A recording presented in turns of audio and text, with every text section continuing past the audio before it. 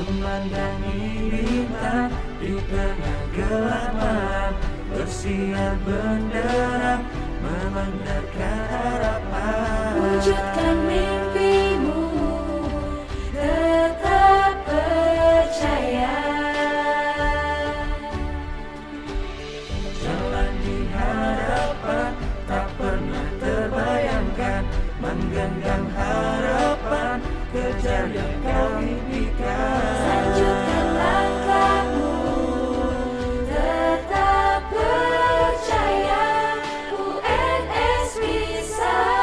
Kita generasi juara, tak mudah terkoyakkan melawan keraguan. Bisa UNS ku juara, jangan pernah menyerah, semangat untuk berjuang.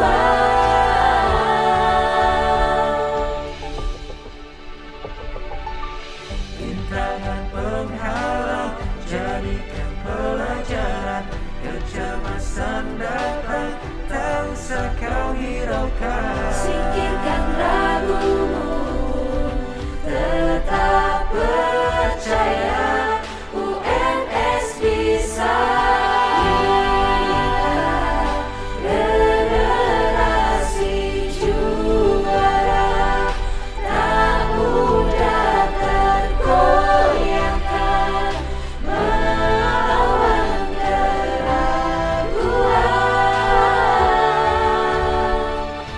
Bisa UNS ku juara, jangan pernah menyerah, semangat untuk berjuang.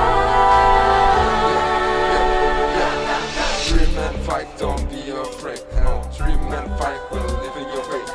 Ayo langkahmu, kuat hatimu, dan singkirkan ragu dari mimpimu. Everything's gonna be alright. Everything's gonna be alright. UNS ku juara. UNS ku juara. UNS terdepan, World Class University, dunia di genggaman, Nusantara di hati. Lanjutkan langkahmu, tetap percaya.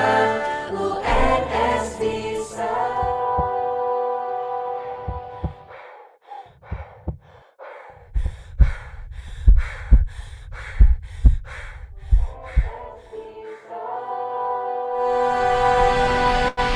Kita generasi juara.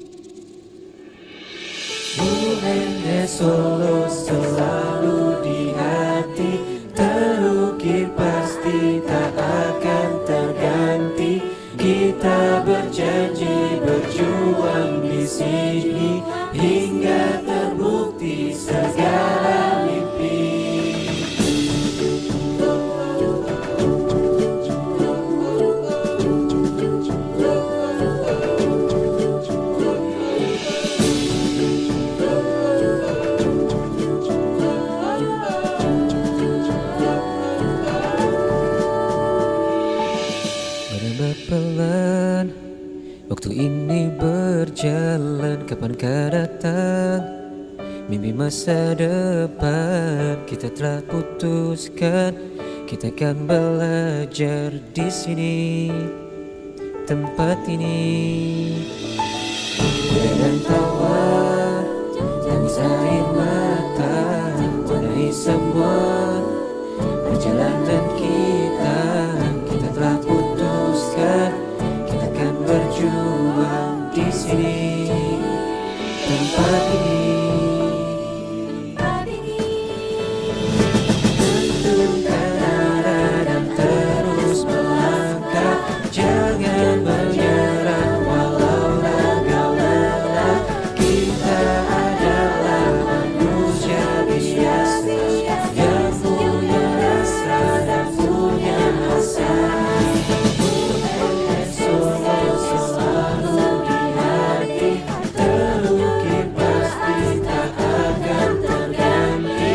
Kita berjanji berjuang di sini hingga terbukti segala mimpi.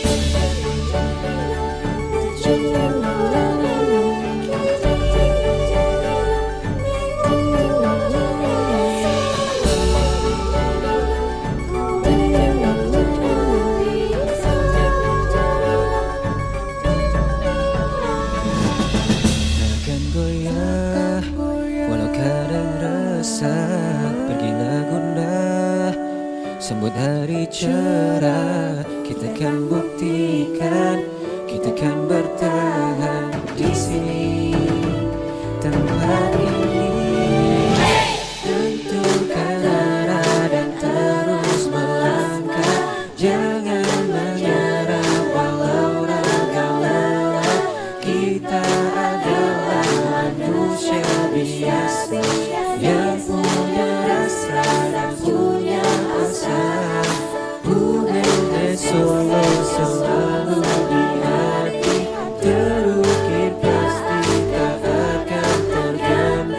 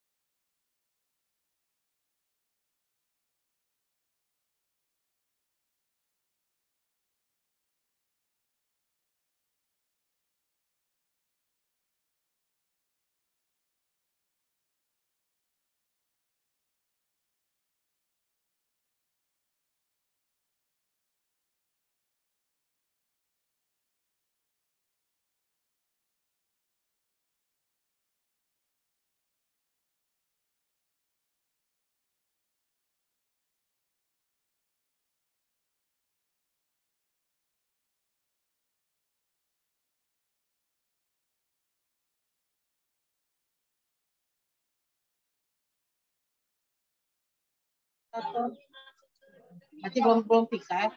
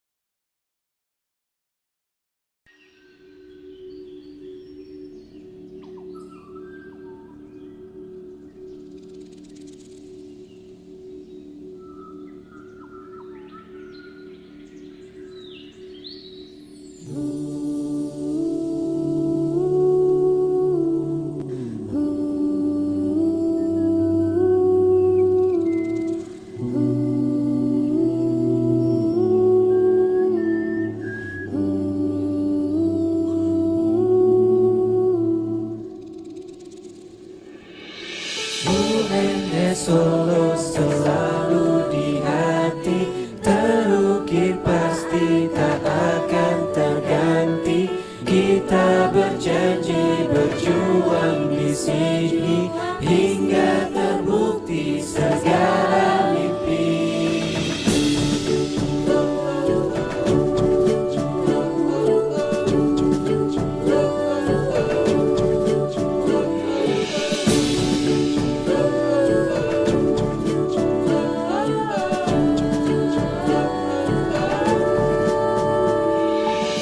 Merambat pelan, waktu ini berjalan, kapankah datang mimpi masa depan? Kita telah putuskan, kita akan belajar di sini, tempat ini. Kuda dan tawa, tangis air mata, warnai semua perjalanan kita. Kita telah putuskan, kita akan berjuang di sini, tempat ini. Tentukan arah dan terus melangkah, jangan menyerah walau raga lelah. Kita adalah manusia biasa yang punya rasa dan punya asa. Selalu di hati, terukir pasti tak akan terganti. Kita berjanji berjuang di sini hingga terbukti segala mimpi.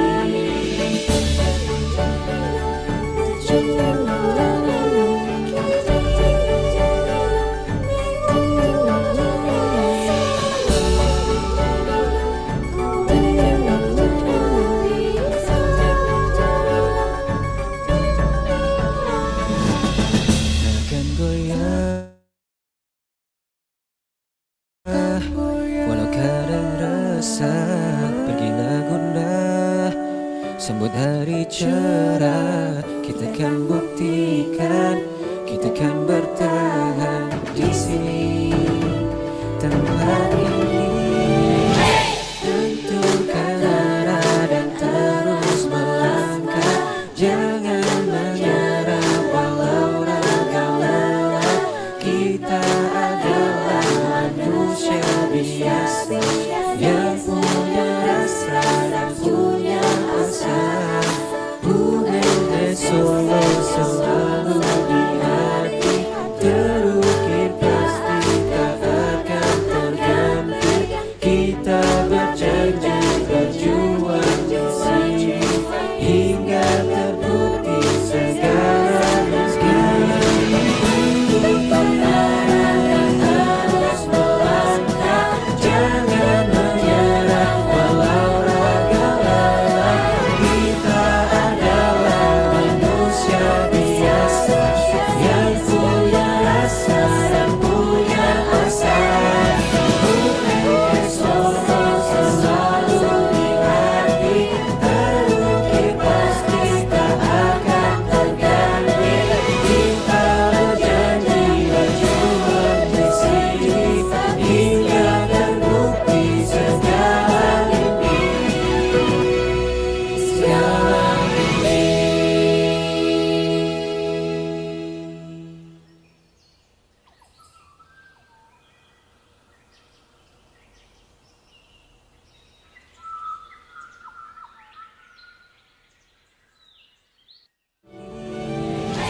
Tentukan arah dan terus melangkah, jangan menyerah walau raga lelah.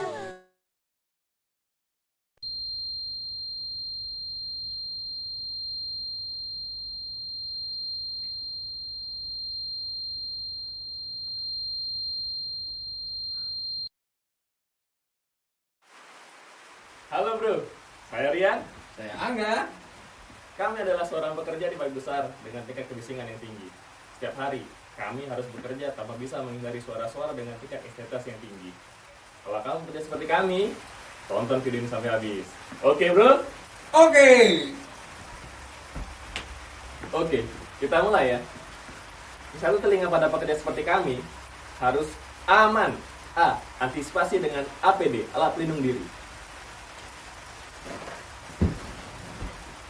Mas, pakai APD mas, pakai earplug. Pasang. Oh, nggak dengar toh? Atau satu lagi, pakai ini. Sup. Nah, pakai ini. Dengar? Mas. Nah, cocok. Nggak dengar toh?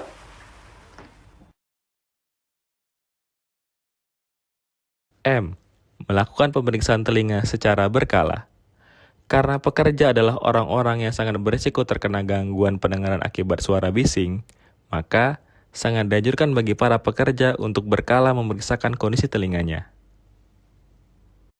Sebisa mungkin, kita harus menghindari suara bising, terutama ketika pekerjaan sudah selesai. Jadi, beradalah di sekitar sumber bising seperlunya saja. Bapak Tegar Aji, Ya, sayang. Pak, ini hasilnya itu gangguan pendengaran Ya. yang diakibatkan oleh gangguan saraf. Hmm. Jadi, ini tidak bisa dikoreksi dengan obat, Pak. Harus menggunakan alat bantu dengar.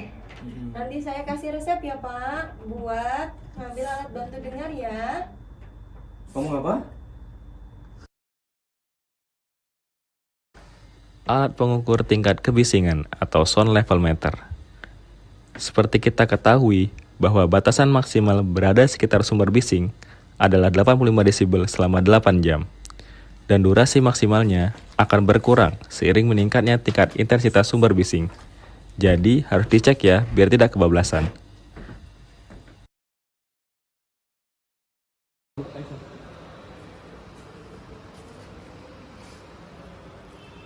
N. Nilai ambang kebisingan. Nilai ambang kebisingan di tempat kerja yang lebih dari 85 desibel perlu dipasang rambu-rambu peringatan. Kita harus pasang rambu-rambu peringatan di tempat dengan intensitas kebisingan yang tinggi agar para pekerja dapat lebih berhati-hati.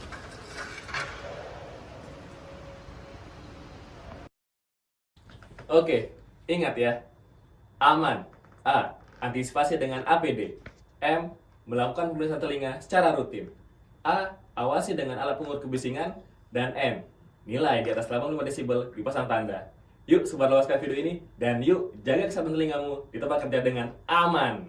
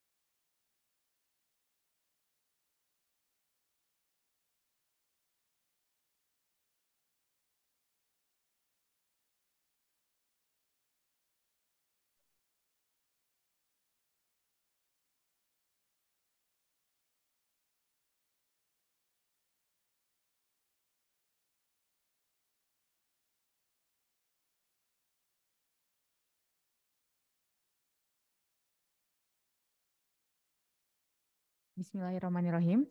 Assalamualaikum warahmatullahi wabarakatuh. Waalaikumsalam warahmatullahi wabarakatuh. Selamat siang. Saya ucapkan kepada seluruh audiens yang telah bergabung di kuliah pakar hari ini, Senin 19 Juni 2023. Sebelumnya izinkan saya memperkenalkan diri. Saya Dr. Nabila Saza, PPDSIK THT BKL yang akan memandu kuliah pakar hari ini. Untuk tema kuliah pakar hari ini, kita akan bahas tentang validasi dan interpretasi pemeriksaan OAE dan BERA. Sebelum acara ini kita mulai, mari kita bersama-sama mengucapkan basmalah. Bismillahirrahmanirrahim. Yang terhormat Dr. Hadi Sudrajat, spesialis THT BKL, subspesialis otologi konsultan MSI Med, selaku perwakilan Prodi dan bagian THT BKL, FKUNS, dan RSDM. Yang terhormat Dr. Fikri Mirza Putranto, spesialis THT BKL, subspesialis neurootologi konsultan, selaku pembicara pada kuliah pakar hari ini. Yang terhormat Dr. Novi Primadewi, spesialis THT BKL, subspesialis neurootologi konsultan MKes, selaku moderator, serta yang terhormat anggota Perhati KL Cabang Solo, baik yang hadir maupun melalui Zoom. Dan para audiens, dokter-dokter sekalian, rekan-rekan teman sejawat yang tidak bisa kami sebutkan satu persatu. Puji syukur senantiasa kami panjatkan kepada Allah Subhanahu wa Ta'ala yang telah memberikan nikmat dan syafaatnya berupa rizki dan kesenggangan waktu sehingga kita bisa berkumpul di sini bersama untuk acara kuliah pakar, validasi dan interpretasi pemeriksaan OAE dan BERA. Sebelum masuk ke acara selanjutnya, saya akan membacakan susunan acara dari awal hingga akhir. Pertama pembukaan, kemudian sambutan dari perwakilan Prodi dan bagian THT BKL FKUNS RSDM, Dr. Hadi Sudrajat, spesialis THT BKL, subspesialis otologi konsultan MSI Med. Kemudian materi kuliah pakar dan validasi. Materi kuliah pakar, validasi dan interpretasi pemeriksaan OAE dan BERA oleh Dr.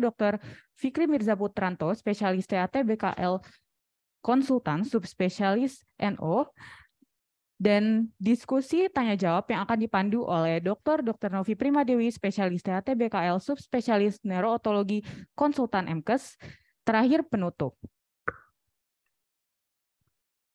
Baiklah, acara pertama, mari kita dengarkan sambutan oleh perwakilan Prodi dan bagian THT BKL FKUNS RSDM, Dr. Hadi Sudrajat, spesialis THT BKL, subspesialis otologi konsultan MSI Med. Kepada Dr. Hadi, waktu dan tempat dipersilahkan. Bismillahirrahmanirrahim. Assalamualaikum warahmatullahi wabarakatuh. Yang kami hormati Dr.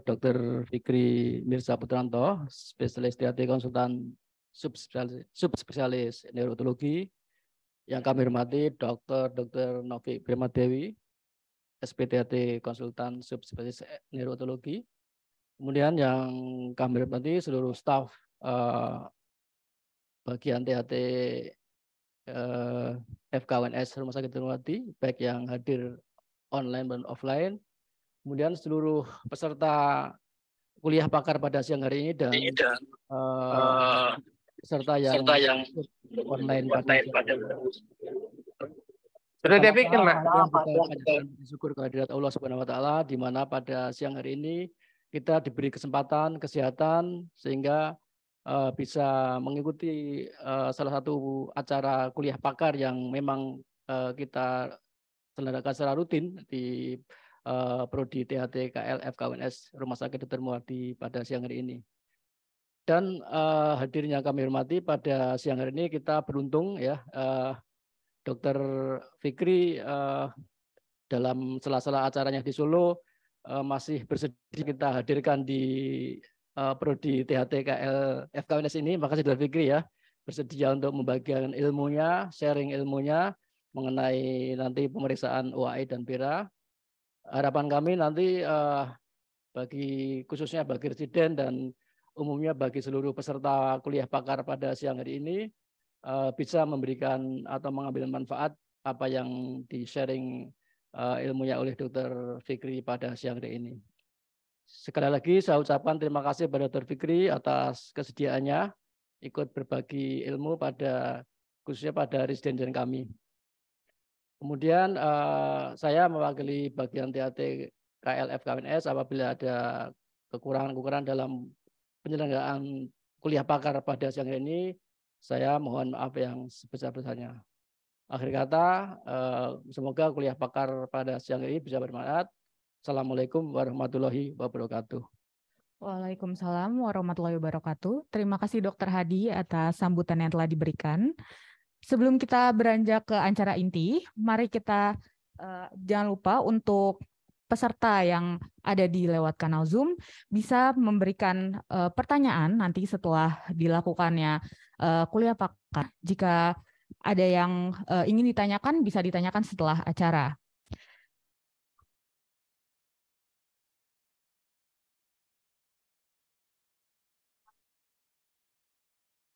Untuk memulai acara ini, saya akan menyerahkan acara webinar kepada Dr.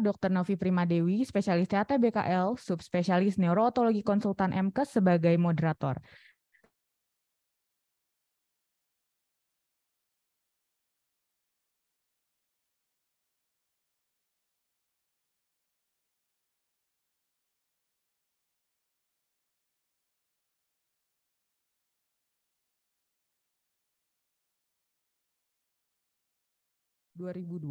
Kemudian melanjutkan spesialis THT di Fakultas Kedokteran UGM lulus tahun 2008 dan melanjutkan konsultan neurootologi lulus tahun 2019 dan baru saja mendapat gelar doktoral tahun 2023 ini.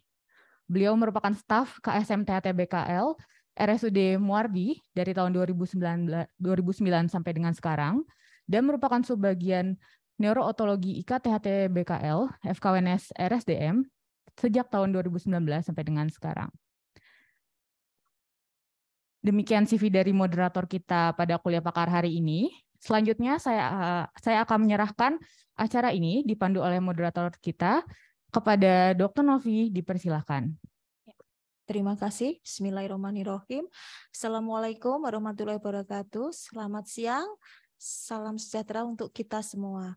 Baiklah, saya Dr. Novi yang di sini menjadi moderator untuk acara kuliah pakar pada siang hari ini. Baiklah, karena waktu juga sudah menunjukkan hampir pukul 1, mari kita mulai saja. Selamat siang untuk pembicara kita pada siang hari ini. Selamat siang, Dr. Vicky Mirza Putranto, spesialis THT BKL spesialis NO konsultan. Baiklah, akan saya bacakan untuk kurikulum vitae pembicara pada siang hari ini. Dr. Fikri Mirza Putranto, spesialis THT BKL subspesialis NO konsultan, lahir di Jakarta 2 September 1978. Beliau lulus dari dokter umum dari FKUI tahun 2001, kemudian lulus spesialis THT tahun 2009 dari FKUI, kemudian konsultan neurootologi tahun 2019, lulus doktoral dari FKUI juga lulus tahun 2019. Dr. Fikri, apakah sudah? Ya. Dr. Fikri ini adalah dokter spesialis THT BKL di Rumah Sakit Khusus THT Bedah KL Proklamasi, kemudian dokter spesialis THT BKL di RSUI, dan juga menjadi dosen pengajar di Fakultas Kedokteran Universitas Muhammadiyah Jakarta, juga menjadi dosen tidak tetap di Fakultas Kedokteran Universitas Islam Negeri Syarif Hidayatullah untuk penyakit ilmu kesehatan THT bedah kepala leher. Ya, bisa. Silakan Dr. Fikri untuk waktunya, tempat dan waktu kami persilahkan. Baik. Terima kasih. Assalamualaikum warahmatullahi wabarakatuh. Terima kasih Dr. Novi atas perkenalannya. Jadi saya justru berterima kasih bisa hadir di sini. Saya harapkan apa yang bisa saya sampaikan, saya share bisa menjadi manfaat buat teman-teman sekalian. Karena memang ilmu neurotologi ini dan terutama masalah diagnosis gangguan pendengaran pada bayi dan anak ini menjadi suatu hal yang penting saat ini dengan keluarnya sebenarnya PMK tentang layanan ibu anak. Jadi baru-baru saja Kementerian Kesehatan mengeluarkan peraturan Menteri Kesehatan tentang salah satu bidang yang menjadi prioritas layanan, yaitu adalah pada layanan ibu anak, di mana peran THT di sana sangat penting pada screening dan diagnosis gangguan pendengaran. Sehingga dan diharapkan teman-teman lulusan SP1 mampu melakukan screening dan melakukan diagnosis adanya gangguan pendengaran pada anak atau tuli kongenital. Baik, akan saya mulai. Bismillahirrahmanirrahim.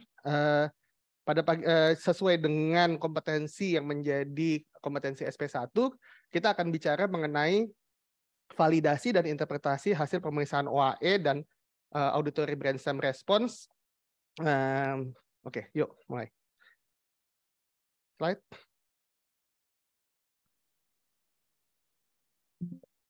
Dari mana? Dari sana? Dari sini? Dari situ. Next. Baik. Ya, jadi autoacoustic emission dan auditory brainstem response merupakan bagian dari pemeriksaan audiologi objektif yang berguna pada kondisi pasien sulit untuk diminta respon terhadap pendengaran. Jadi tidak hanya pada anak, tapi ini pada semua jenis pasien yang kita curiga bahwa respon audiologi subjektifnya tidak bisa dipercaya. Yang kedua adalah untuk melihat dasar kelainan subklinik atau patologi yang menyertai suatu gangguan audiologi. Khususnya untuk kita bicara pada kompetensi dasar, kompetensi dari spesialis 1, yaitu pada kasus tuli kongenital, kita harus paham bahwa tuli kongenital di Indonesia ini bertambah setiap tahun kira-kira sekitar 8.500 bayi baru lahir. Karena kita punya angka prevalensi kejadian bayi baru lahir dengan tuli kongenital itu 1-2 per 1.000 kelahiran. Dan artinya sangat besar peran dari dokter spesialis THT untuk melakukan screening dan diagnosis pada bayi-bayi baru lahir. Screening dan diagnosis gangguan dengar pada anak ini sulit dilakukan karena sulit untuk mengenali respon ambang dengar. Jadi karena anak-anak ini kadang-kadang misalnya ada yang cuek, ada yang tidak terlalu attend terhadap lingkungannya, sehingga kalau kita hanya mengandalkan pada refleks-refleks itu akan menjadi sulit dan kadang-kadang malah terlambat. Yang lebih parahnya lagi, Indonesia ini punya kebiasaan untuk menunda. Jadi mungkin misalnya orang tuanya bilang, oh kalau anak laki-laki itu ngomongnya terlambat dibandingkan perempuan. Sehingga kita pernah bikin suatu penelitian di salah satu TKSLB di Jakarta, rata-rata seorang anak dibawa untuk melakukan diagnosis gangguan pendengaran itu umur 2,5 tahun. Padahal idealnya harusnya dalam waktu usia 6 bulan seorang anak itu kalau misalnya dia sudah ketahuan ada gangguan pendengaran, harusnya dilakukan habilitasi sesuai dengan kebutuhannya. Nah, lebih parahnya lagi pada penelitian tersebut kami mendapatkan bahwa usia awal anak dilakukan habilitasi pendengaran karena dia terlambat tadi untuk dilakukan diagnosis, baru terjadi 1,5 tahun kemudian. Jadi akhirnya makin lambatlah dan makin, mohon maaf, makin kurang baiklah hasil dari proses habilitasi pendengaran. Akibatnya yang di ujungnya adalah bahwa ada suatu stigma pada masyarakat bahwa seorang anak dengan tuli kongenital ini nggak bisa diapa-apain. Gitu. Nah, padahal tidak. Padahal kalau misalnya kita bisa melakukan suatu proses diagnosis dini dan proses habilitasi sesuai dengan kebutuhannya, maka banyak dari anak-anak dengan tuli kongenital ini yang mampu untuk bisa bersekolah baik, bahkan di luar negeri banyak yang menjadi dokter spesialis bahkan. Gitu. Jadi kalau misalnya kita ikut di acara conference di luar, banyak yang menjadi audiolog dan sebagainya yang pakai cochlear implant di kepalanya atau pakai alat bantu dengar di telinganya. Jadi dan mereka sangat fluent untuk berkomunikasi verbal. Ya, jadi karena ini sulit untuk dilihat berdasarkan respon-respon yang sifatnya behavior, maka kita membutuhkan pemeriksaan audiologi objektif. Nah, yang repot adalah kalau salah diagnosis. Kenapa? Karena audiologi objektif ini kita nggak bisa tanya sama pasiennya, Bu, bener, Dek, bener dengar atau tidak? Yang ada kan dia cuma nangis doang gitu ya. Nah, jadi sangat terpengaruh pada faktor-faktor justru yang di luar dari gangguan pendengarannya. Jadi kalau misalnya nanti tempat pemeriksaannya salah, teknik pemeriksaannya salah, tentu akan bukan hanya kesalahan pada diagnosis, tapi kita ngancurin rumah tangga orang. Gitu ya, karena anak dibilang tuli itu hancur hati orang tuanya pasti. Terus yang kedua adalah apa? Adalah kegiatan melakukan kegiatan-kegiatan yang sebenarnya tidak beralasan. Contohnya misalnya alat bantu dengar yang dengan harga mahal, dengan iming-iming mungkin bisa dengar dengan ini. Padahal sebenarnya kalau kita bisa bikin diagnosisnya benar, maka tidak perlu ada proses seperti tadi dan kita bisa langsung dengan terapi definitif. Nah, kemudian yang terakhir adalah pemeriksaan berulang. Wah, saya nggak percaya sama rumah sakit yang A, pindah ke rumah sakit B, pindah ke rumah sakit C, dan sebagainya. Dan itu antara lain adalah faktor-faktor yang tadi yang menyebabkan seorang anak ketika dia pertama kali didiagnosis gangguan pendengaran, lama baru mulai dilakukan habilitasi. Yuk, next. Baik, jadi ini adalah teman-teman sekalian, pada tahun 2022 kemarin, sebagai bagian dari kegiatan dari PP Perhati, kita sudah membuat panduan nasional penatalaan klinis untuk tuli kongenital. Jadi ini, tolong Dek, di unshare, di apa? Ya. Jadi ini adalah algoritma tata laksana tuli kongenital. Jadi mungkin adik-adik sekalian, teman-teman sekalian bisa download di website dari PP Perhati atau dari Kementerian Kesehatan PNPK tentang tuli kongenital. Aja ya. Ada di ininya, lampirannya. Jadi semua bayi baru lahir targetnya adalah sebelum keluar dari rumah sakit atau sebelum usia 1 bulan, itu idealnya sudah dilakukan screening pendengaran. Kapan dia wajib? Wajibnya adalah kalau dia ada faktor resiko. Gitu ya. Kalau misalnya apa yang ideal? Idealnya kalau bisa OAE dan AABR. Ya. Tapi kalau misalnya tidak bisa, minimal OAE. Baik. Kalau misalnya dia tidak punya faktor resiko pas, maka tentu insya Allah aman. Tapi nanti kita akan diskusi. Tapi kalau misalnya dia pas dengan adanya faktor resiko, dia harus tetap dilakukan suatu proses pemantauan. Nah, kalau dia pas, apa yang mau dipantau? Tentu yang dipantau adalah tumbuh kembang pendengaran dan fungsi anak. Mau pakai KPSP, mau pakai tes daya dengar, atau misalnya ada mau pakai questionnaire Little Ears yang sudah validasinya juga sudah dilakukan dalam bahasa Indonesia, boleh dilakukan. Jadi itu pilihan, aman. Prinsipnya apa? Prinsipnya adalah sampai anak bicara, dia tetap harus dipantau. Apakah terjadi gangguan pendengaran antara mulai dia lahir sampai dia mulai bicara.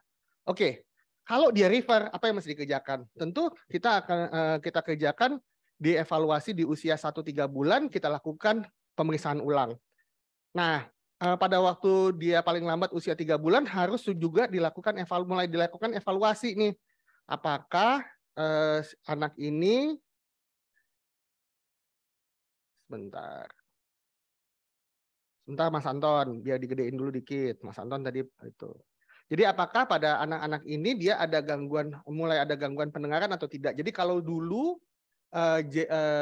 JCIH itu menyatakan 136.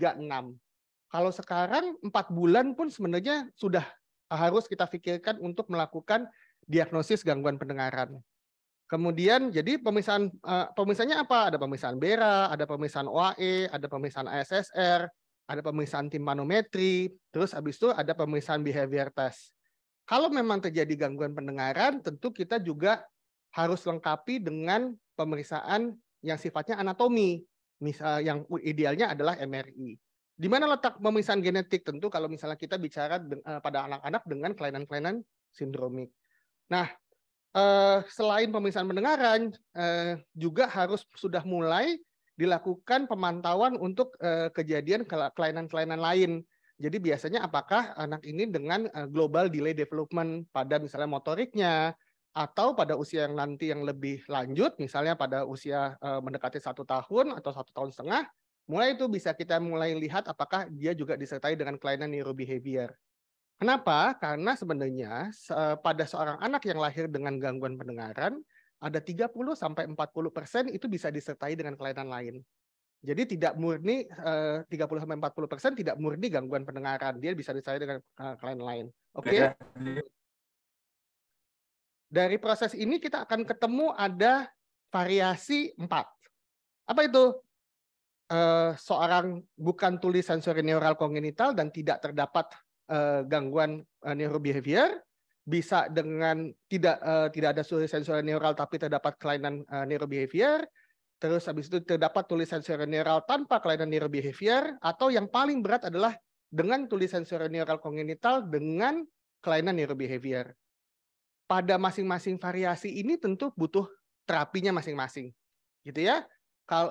Kalau yang tanpa kelainan tentu ya aman insya Allah gitu. Tapi kalau misalnya dengan kelainan tentu kita mesti lakukan tata laksana sesuai dengan kelainannya, tidak bisa hanya dilakukan pada salah satu. Karena kalau misalnya dilakukan hanya pada salah satu, maka tentu proses terapinya dan habilitasinya tidak akan paripurna. Yuk lanjut. Baik, di mana sebenarnya peran spesialis THT? Peran spesialis THT, kalau kami di Jakarta sudah sepakat bahwa harusnya OAE dan screening ini menjadi bukan hanya peran THT saja. Jadi itu seharusnya dikerjakan oleh semua orang yang sudah dilakukan pelatihan. Baik itu audiolog, perawat, dokter anak, dokter umum, bahkan kalau perlu bidan. Kenapa? Karena sebenarnya tadi kejadian tuli kongenital itu cuma 1 sampai 2 per 1000 kelahiran. Nggak bakal cukup dokter THT-nya kalau mau ngerjain semuanya. Jadi supaya coverage-nya luas, semua yang bisa terlibat pada proses screening harusnya boleh melakukan screening. Nah, di mana peran dokter THT? Peran dokter THT adalah melakukan validasi dan pemeriksaan lebih lanjut kalau hasil OAE-nya refer. Gitu ya. Untuk itu, maka seorang dokter THT harus tahu bagaimana sebenarnya proses pemeriksaan itu, dasar pemeriksaannya, dan pitfalls apa saja yang bisa menyebabkan suatu hasil pas atau hasil refer. Oke. Dan juga menggunakan tools audiologi yang lain, misalnya timpanometri, kapan harus pakai EBR, kapan cuman EBR saja, atau misalnya kapan EBR dengan ASSR, kemudian kapan harus melakukan field test dan sebagainya, itu adanya di tangan dokter THT. Tapi kalau screening nggak bakal selesai, kita cuma 1.800 Bu. Bayi baru lahir di Indonesia 8.500 setahunnya, nggak bakal selesai sama dokter THT. Jadi kita mesti libatkan semua orang untuk bisa melakukan proses deteksi dini terhadap gangguan pendengaran. Next. Baik, yang pertama kita akan bicara mengenai autoacoustic emission. Apa sih autoacoustic emission? Autoacoustic emisi itu adalah energi yang muncul akibat getaran sel rambut luar yang bisa ditangkap oleh mikrofon kecil yang ada di dalam alat. Jadi kalau kita berikan suara masuk ke dalam dan itu menyebabkan terjadinya defleksi pada outer hair cell, maka ketika defleksi itu kembali, maka kita akan mendapatkan pantulan. Pantulan itu yang disebut sebagai emisi. Oke, tentu masalahnya adalah kalau misalnya suara yang kita berikan nggak bisa masuk, atau ada penghalang suara yang keluar, tentu juga kita nggak bisa dapat. Jadi bukan hanya disebabkan oleh karena kokleanya rusak, tapi banyak faktor-faktor yang lain.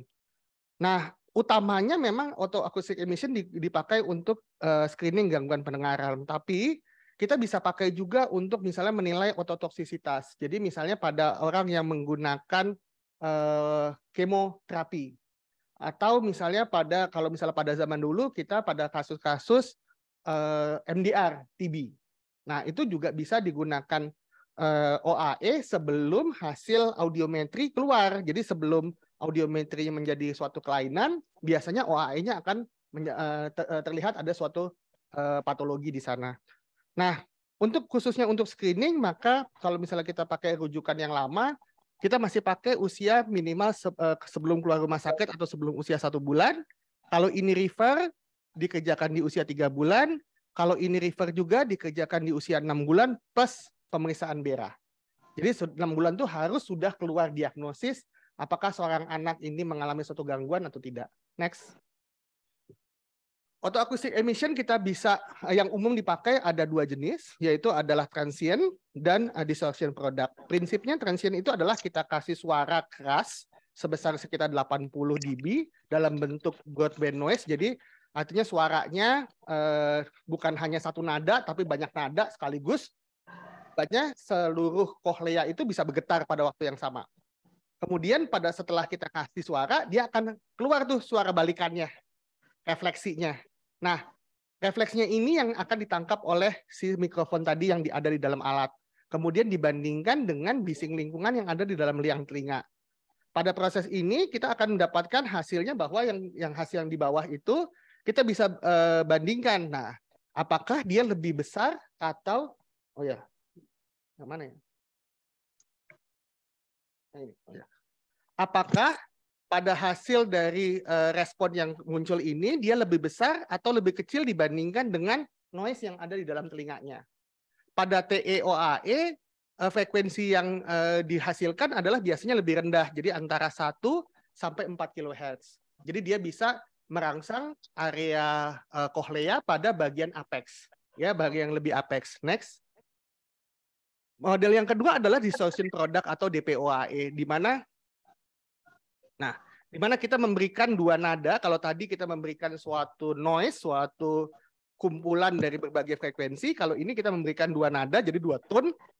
Kemudian kita akan menilai apakah terjadi refleks dari frekuensi yang ada di sekitarnya. Biasanya kita menggunakan apakah 2F1 min F2 atau 2F2 min F1. Nah, gambaran ini akan kita bandingkan dengan noise, kembali lagi noise yang ada di dalam liang telinganya. Apakah responnya lebih besar atau lebih kecil dibandingkan dengan noise. Kalau dia lebih besar, tentu kita yakin bahwa suara yang diterima oleh mikrofon adalah suara yang asalnya respon dari dalam rumah siput. Tapi kalau dia lebih kecil, ya bukan. Artinya mungkin suara dari telinganya atau kesalahan-kesalahan pada waktu melakukan prosedur pemeriksaan. Oke. Nah, distortion product ini dia frekuensinya bisa sampai 10 kHz. Jadi suara-suara yang lebih tinggi. Karena itu DPOAE biasanya kita akan pakai juga selain untuk screening pendengaran juga untuk monitoring kejadian ototoksik. Karena biasanya proses ototoksisitas itu dimulai dari frekuensi-frekuensi yang tinggi baru diikuti oleh frekuensi yang lebih rendah. Next. Baik, jadi ini kesimpulannya. Jadi sebenarnya sebagian dari makalah ini bisa teman-teman baca juga di PNPK karena PNPK kami cukup lama ngerjainnya 104 minggu straight, tiap minggu kita rapat. Jadi kumpulan dari berbagai subbidang, jadi divisi dari otologi, NO, THT komunitas, per-audi pada waktu itu juga kumpul, IKATWI dan banyak dari teman-teman lain dari bidang lain. Jadi lumayan kalau misalnya mau baca-baca itu PNPK Tuli Kongenital itu cukup lengkap dan cukup recent data ininya rujukannya. Jadi kapan kita menyatakan dia pas? Kalau misalnya TEOAE biasanya ada 6 yang diperiksa, kalau DPOAE bisa 4, bisa 6 atau bisa sampai 10. Kemudian yang TEOAE itu suara yang dikasih adalah dengan bentuknya klik dengan intensitas 83 dB, sedangkan pada DPOAE biasanya kita memberikan dengan suara tone dengan intensitas 65 sampai 45. Dinyatakan pas kalau antara respon dibandingkan noise, jadi signal to noise ratio itu kalau TEOAE lebih dari 4, kalau DPOAE lebih dari 6. Jadi jangan cuman baca ujungnya. Gitu ya. Jadi jangan cuman baca ujungnya. Selalu harus evaluasi benar gak dia memang pas atau refer. Gitu ya. Kalau misalnya dia refer, apakah jangan-jangan noise-nya yang kebanyakan, noise-nya kekencengan. Oh, artinya pemeriksaannya nggak valid dong. Gitu ya. Jadi hati-hati. Kenapa? Karena kadang-kadang udah orang tinggal lihat aja nih pas refer udah dibacain kok sama alatnya. Jangan, itu namanya proses validasi itu adanya di kita. Gitu ya. Nah, next. Oke, apa saja sih faktor penyebab OAE refer? Tentu ujungnya kalau memang benar-benar dia refer tentu disfungsi dari outer hair cell. Tapi kalau kita lihat, ini ada beberapa nih yang gara otak hair cell-nya rusak. Contohnya misalnya kesalahan teknik pemeriksaan. Yang kedua, penghalang suara masuk. Kalau kesalahan teknik pemeriksaan misalnya apa? Misalnya ruangannya dikerjakan misalnya di NICU. Nah, itu kan ada bunyi ini ya, bunyi suaranya kan kenceng-kenceng ya. Ya kan dia berisik ya.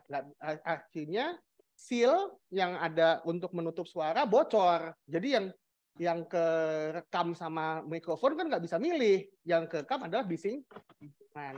Nah, satu. Yang kedua apa? Anak tidurnya ngorok. Bunyinya kedengeran juga sama dia. Juga sama. Terus yang ketiga, makanya tekniknya juga. Jadi kadang-kadang bentuk membran timpaninya posisinya agak ke depan, agak ke belakang, agak ke atas. Jadi pada waktu melakukan pemeriksaan OAE, jangan lupa bawa otoskop. Pastiin bahwa lokasi benar membran timpaninya memang sesuai dengan arah probe yang kita mau pasang. Nah, ini semua bisa bikin revert. Yang kedua ada penghalang suara masuk. Bayi-bayi baru lahir itu lahir kadang-kadang masih ada vernix. Atau misalnya liang telinganya kepleh. Kepleh itu apa ya? Lembek. Jadi bagian kartilagonya. Jadi waktu kita pasang probe, suaranya nggak bisa masuk karena terhalang.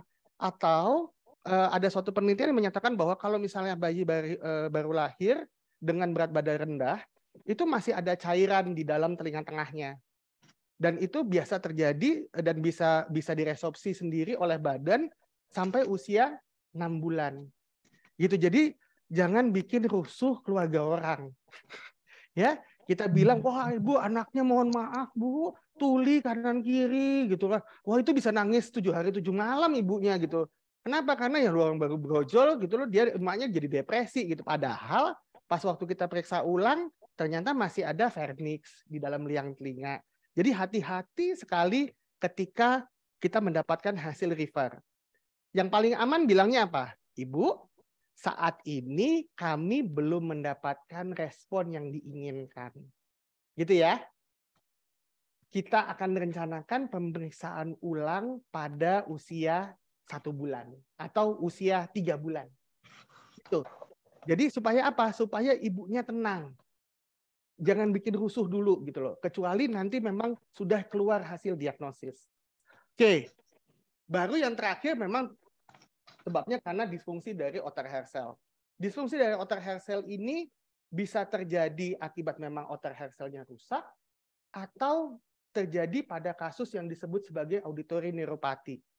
Jadi kalau dulu mungkin teman-teman ada yang pernah ikut kuliah tentang auditory neuropathy, dikatakan bahwa auditory neuropathy itu didiagnosis dengan OAE pas, BERA tidak ditemukan respon. Tapi sekarang tidak.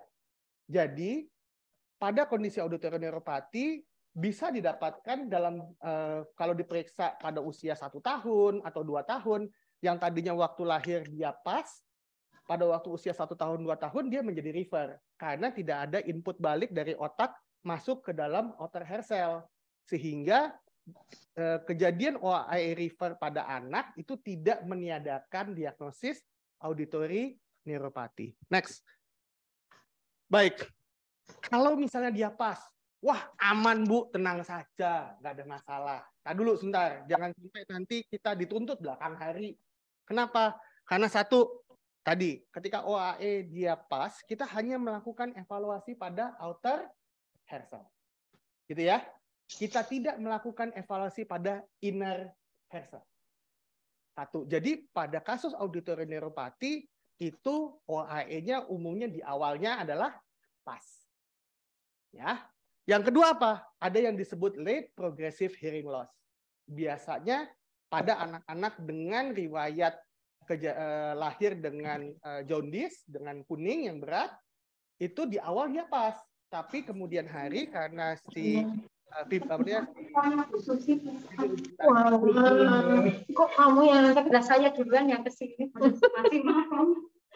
di dalam saraf, di dalam lemak, maka akhirnya dia mengalami suatu gangguan pendengaran.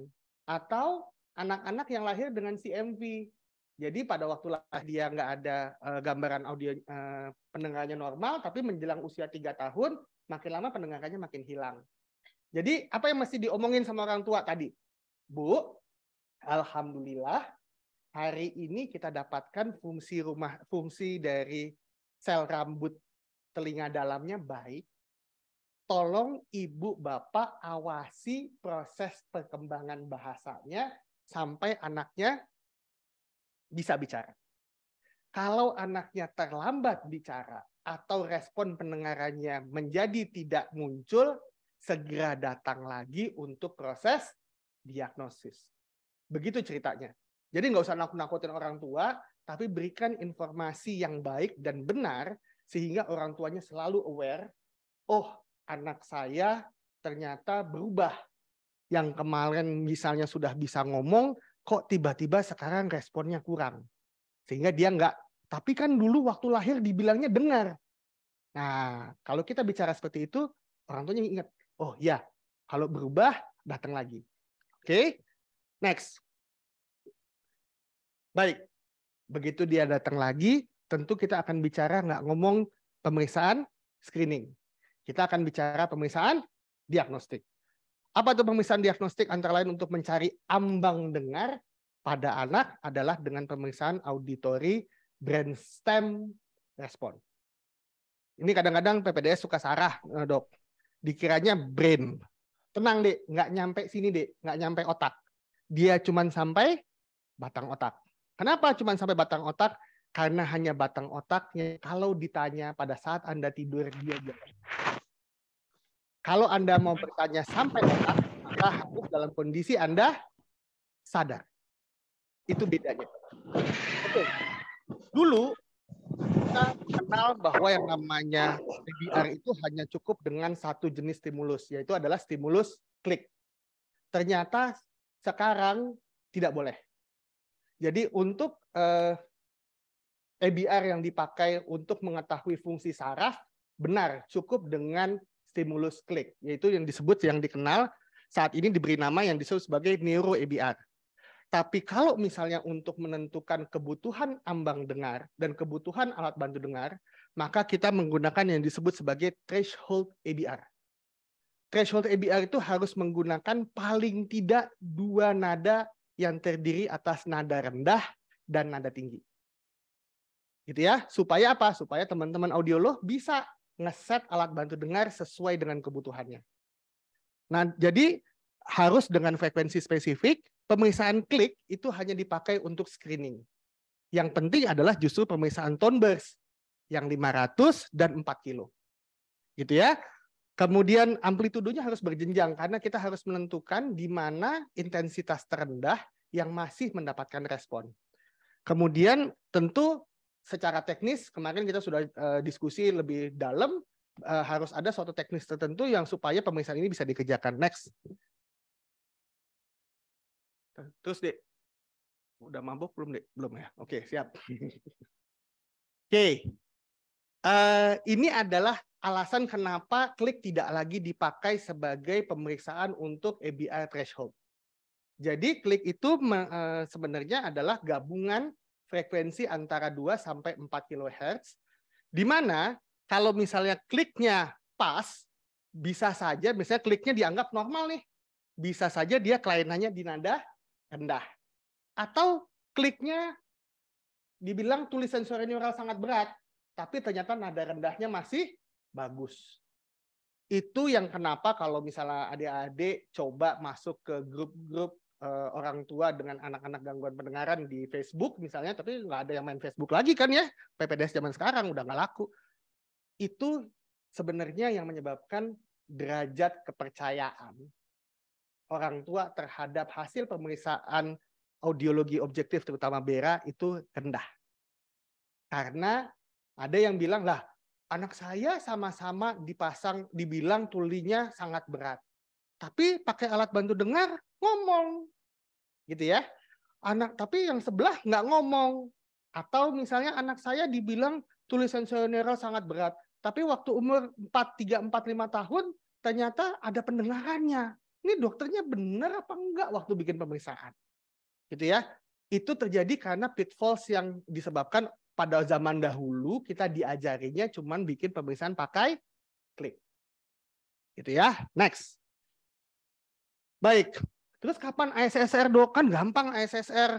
Siapa yang sudah lewat stase NO? Di sini NO mengerjakan sendiri kan, Dok? ASSR ada kan, Dok? Oke. Pakai ASSR aja, Dok. Gampang. Gitu kan? Tadi dulu sebentar. ASSR itu punya indikasi.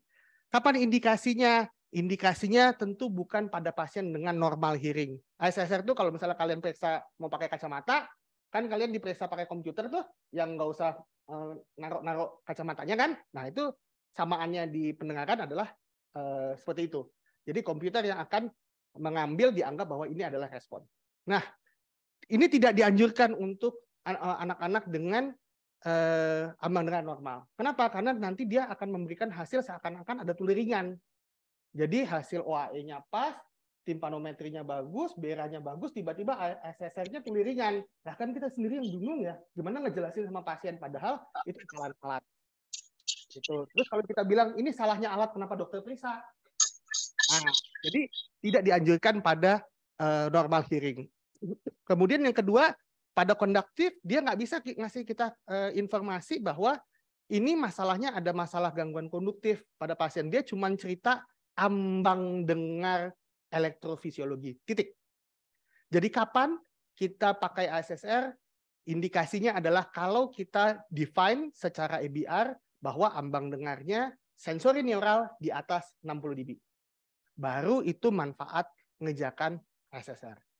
Tapi kalau tidak, sebenarnya pilihannya adalah melakukan EBR dengan tone burst. Next. Nah, ya apalagi kalau pasiennya adalah kasus tadi saya bicara tentang auditory neuropati. Jadi auditory neuropati itu kejadiannya ada nggak sih, Dok? Ada. Auditory neuropati itu kejadiannya adalah 10% dari pasien-pasien dengan tuli kongenital. Jadi kalau dia ternyata auditory neuropati, nah itu yang bikin hasil ASSR-nya berubah-ubah. Misalnya diperiksa di Muardi hasilnya angkanya 80. Ternyata nyampe ke tempat saya di Jakarta hasilnya 100, terus kita diadu-adu tuh. Mana yang benar antara Muardi sama Jakarta? Lah wong ini auditory neuropati kok. Hasilnya akan berubah-berubah sesuai apa? Sesuai kadang-kadang sarafnya ngasih respon, kadang-kadang enggak. Gitu ya. Nah, jadi tidak perlu melakukan ASSR pada auditory neuropati. Stop ketika kita mendiagnosis auditory neuropati melalui EBR, kerjakan apa? Kerjakan yang disebut sebagai free field test atau jadi kita melakukan pemeriksaan di ruangan free field. Jadi secara subjektif. Kita melihat bagaimana respon anak secara subjektif. Next. Oke. Begitu kita dapat dari audiolog kasih pemeriksaan gitu kan, kita dapat respon kan? Jangan langsung tanda tangan. Jangan langsung percaya. Anda harus lakukan validasi. Sama seperti tadi OAE. Jangan-jangan memang pemeriksaannya nggak valid. Kalau nggak valid, jangan dikasih kesimpulan dong sama pasien. Oke, kapan kita harus lakukan validasi terhadap respon? Yang pertama adalah pada intensitas pertama atau intensitas jangkar. Biasanya kita lakukan pada 70-80 dB. Ini menjadi reference point sebagai petanda kita bahwa menentukan nanti ujung yang di bawahnya. Kemudian artefaknya besar. Kemudian menentukan apakah benar ini suatu ambang respon atau tidak. Nanti kita akan cerita. Terus next. Oke, bagaimana caranya melakukan validasi? Tentu kita harus melihat dulu bentuknya. Apakah bentuknya spesifik atau tidak. Jadi yang namanya pemeriksaan EBR itu gambarnya spesifik. Yang klik gambarnya seperti apa, yang tone burst gambarnya seperti apa. Yang kedua adalah dibandingkan dengan noise, tadi sama dengan noise, apakah noise-nya besar atau tidak. Yang ketiga, ini bisa pakai statistik, tapi kita nggak akan bicarakan di sini. Next. Next, Dek. Kok belum, Dek? Tadi kayaknya aku perbaikin deh. Coba lanjut Dek.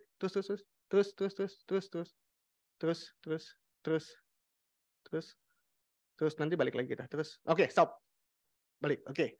Ini adalah karakteristik pemeriksaan klik. Respon dari pemeriksaan klik.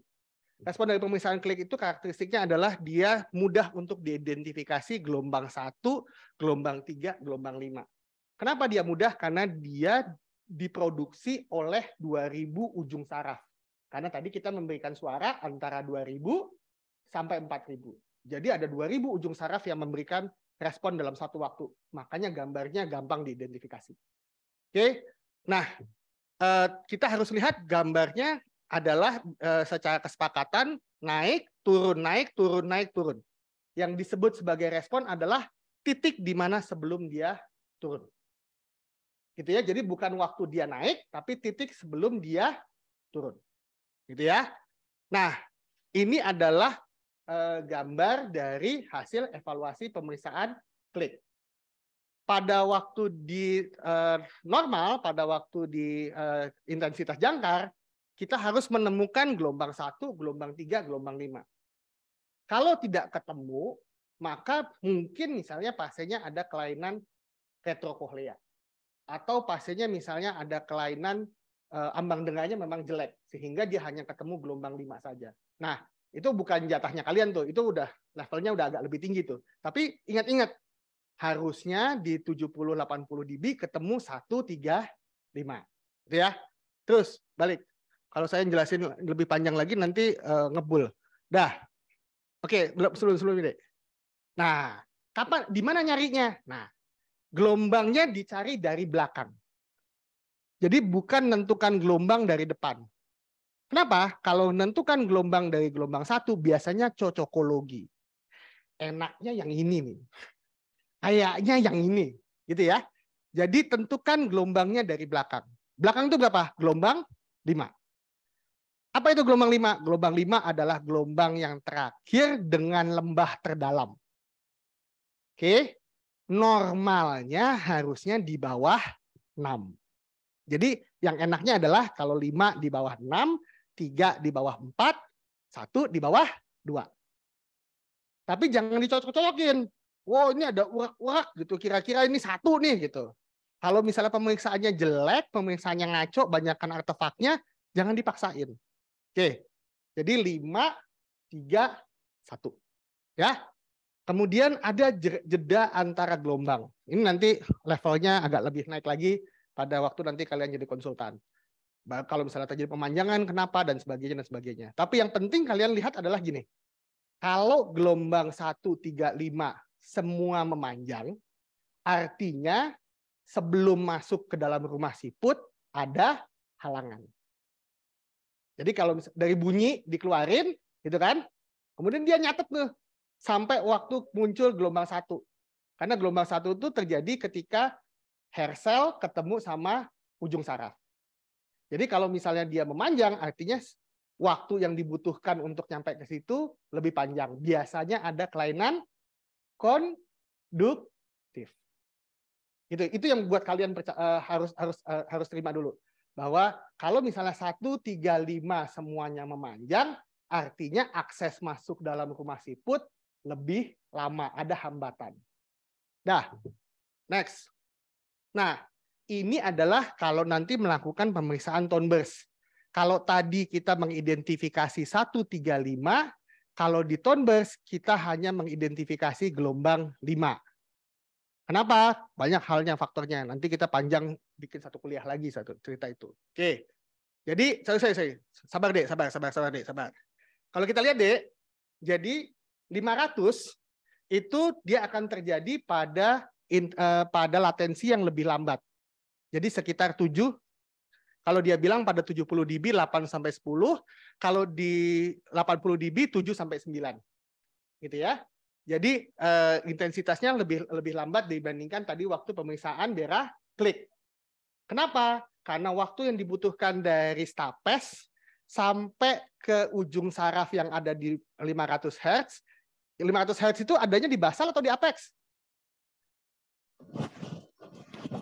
Apex.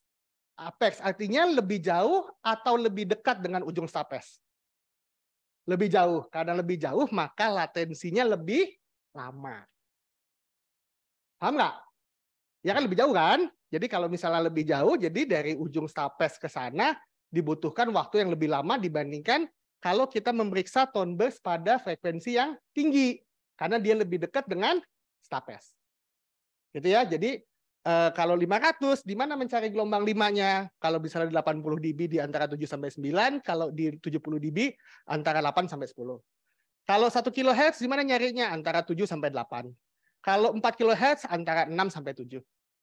Itu kamu mencari ini tapi di intensitas 80 sampai 70 dB. Itu makanya intensitas ini wajib dikerjakan supaya kamu ada penanda nih. Habis itu setiap penurunan intensitas maka latensi akan bergerak ke kanan. Gitu ya. Jadi habis jangkarnya kamu tetapkan, ikutin ke bawah. Dia pasti jalan ke kanan. Kalau tiba-tiba ada respon tapi di sebelah kiri, salah. Jangan dipaksain, jangan dicocok-cocokin. Gitu. Oh, kayaknya yang ini, Dok. Oh, bukan. Lawang ini sebelah kiri dari respon sebelumnya kok. Gitu ya. Kadang-kadang suka gitu. Ada yang responnya didapatkan sampai 60 dB, Dok. Pas kita lihat ulang dah 60 yang di 70 dB responnya misalnya di 9. 60 dB-nya responnya di 7. Lah, salah dong. Orang dia lebih ke kiri dibandingkan yang itu. Oke, next. Oke. Sekarang kita harus menentukan benar nggak itu respon. Respon itu ditentukan benar apabila antara amplitudonya dibandingkan dengan noise-nya itu lebih besar amplitudo dibandingkan noise. Idealnya harusnya 3:1. Oke.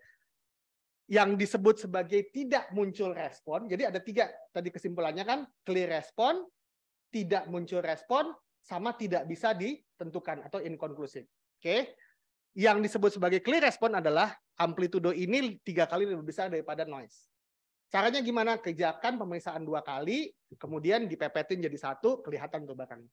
Itu tugasnya audiolog, tugasnya asisten kita. Kita yang minta sama dia, ayo di jangkarnya harus bikin 2 kali, di ujung bawahnya bikin 2 kali.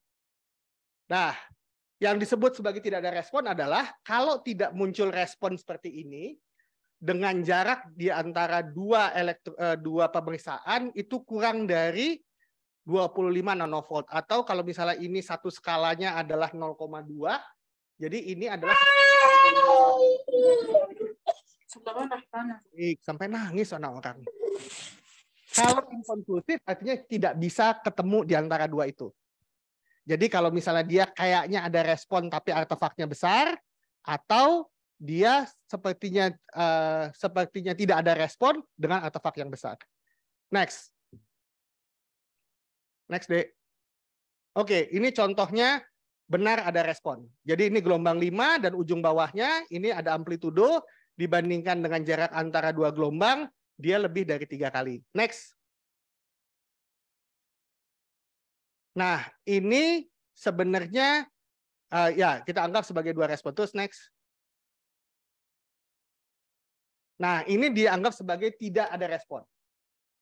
Oke ya, jadi kalau misalnya dikasih intensitas 40 dB, munculnya gambar ini, artinya pada intensitas 40 dB pasiennya tidak ngasih respon. Di mana ambangnya? Ambangnya adalah intensitas terakhir yang memberikan respon sebelum muncul tidak ada respon. Jadi respon absence. Kita lihat nanti contohnya. Next. Nah, kalau gambarnya begini awut-awutan, jangan dianggap kayaknya ya dok ya, yang ini nih responnya dok. Jangan. Itu bikin rusuh. Jawaban ini adalah inconclusive. Tidak bisa ditentukan responnya. Setelah kita menentukan setiap pemeriksaan apakah dia clear response, respon absent atau inconclusive, baru kita menentukan ambang. Next. Baik. Sebentar. Ini mestinya belakangan. Coba lanjut. Lanjut.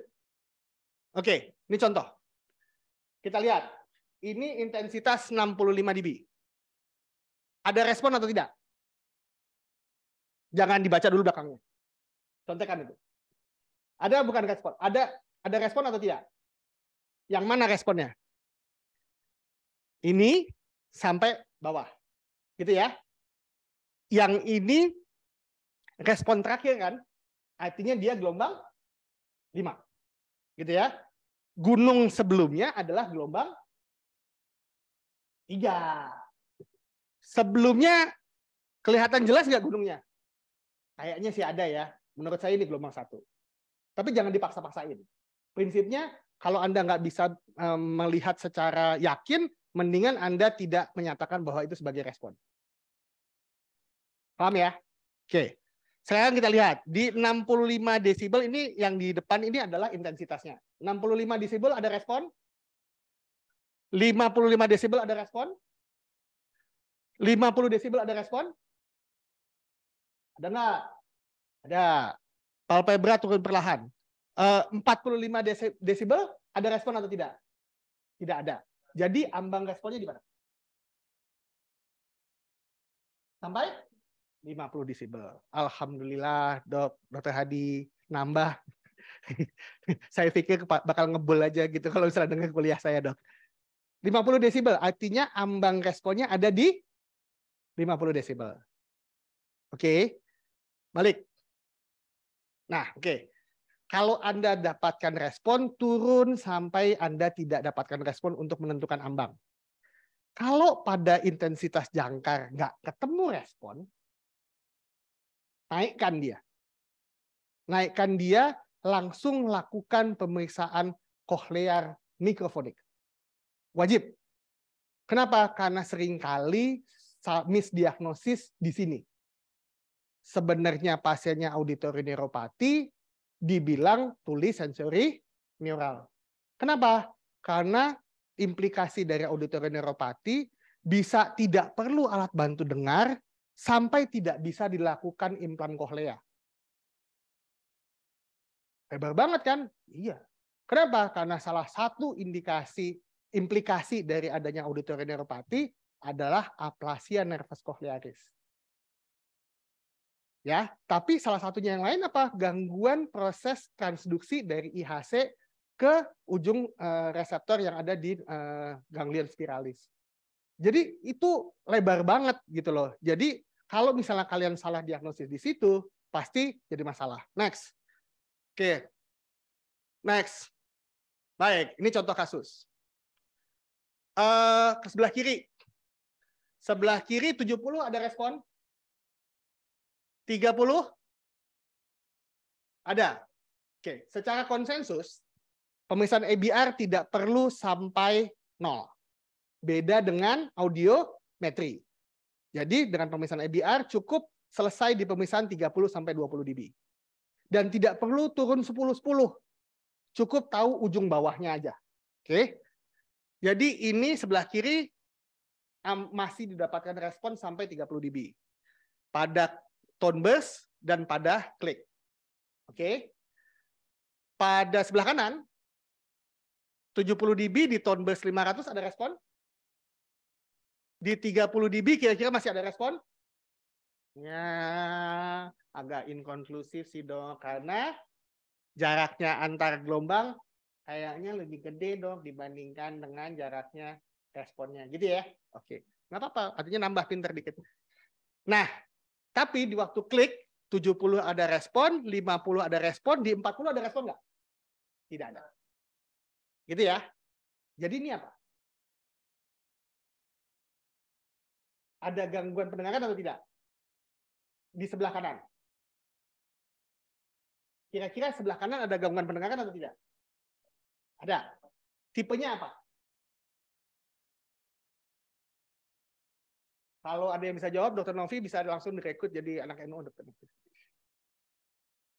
Lihat latensi di bawah. Oke.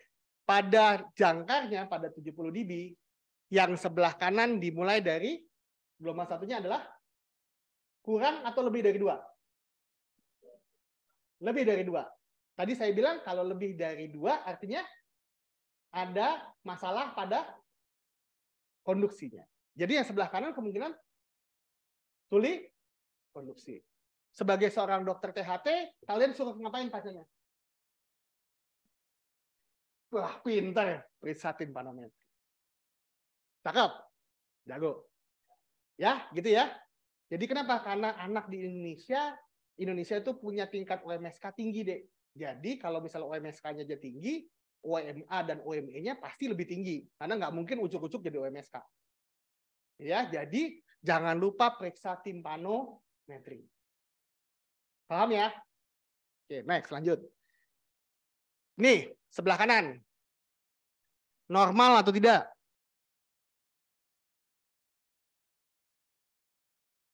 Kenapa bilang normal?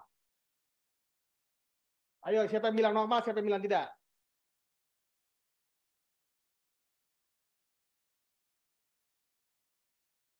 Ada yang angkat tangan dong?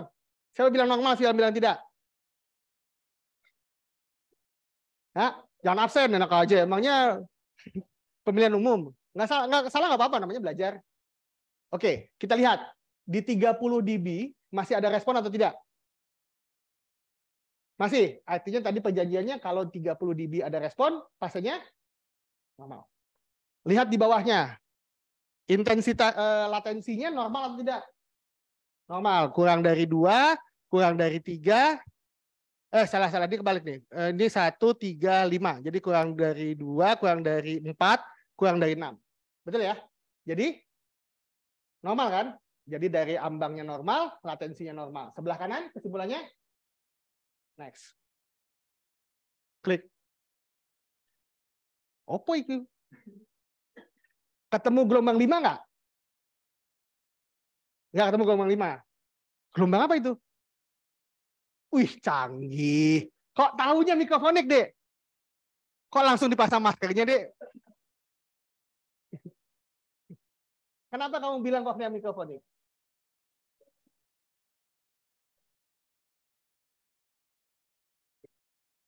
Oh, izin dokter. Kenapa itu ada gelombang apa ya namanya? Karena pada yang lainnya tidak ada respon gelombang 5-nya, dokter. Namun muncul. Yang kedua? Muncul adanya gelombang yang saling berbalik pada pemeriksaan rarefraksi dan refraksi sama kondensasi. Gitu ya. Jadi pada pemeriksaan klik dengan alternate dia tidak ada respon yang di bawah ini. Kemudian ketika kita lakukan pemeriksaan kondensasi dan rarefraksi, gambarannya adalah gelombang yang saling berbalik atau yang disebut sebagai butterfly, kupu-kupu. Oke, tapi belum selesai di situ, Dek. Itu baru dapat nilainya dari saya 80, Dek. Supaya 100, maka pemeriksaannya harus ditambahkan dengan pemeriksaan yang di atas yang disebut sebagai clamp test. Clamp test itu jadi waktu pemeriksaan, audiolognya si cup, terima kasih 5 menit lagi, harus dijepit.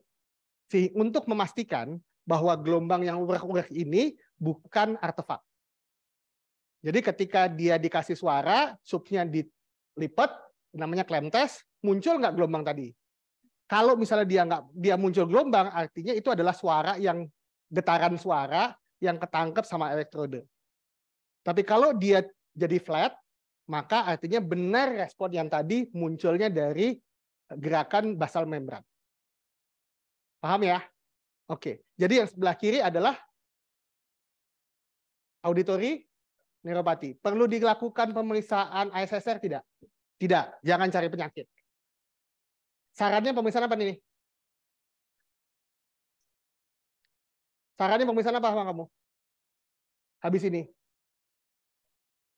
Loh. Nggak perlu.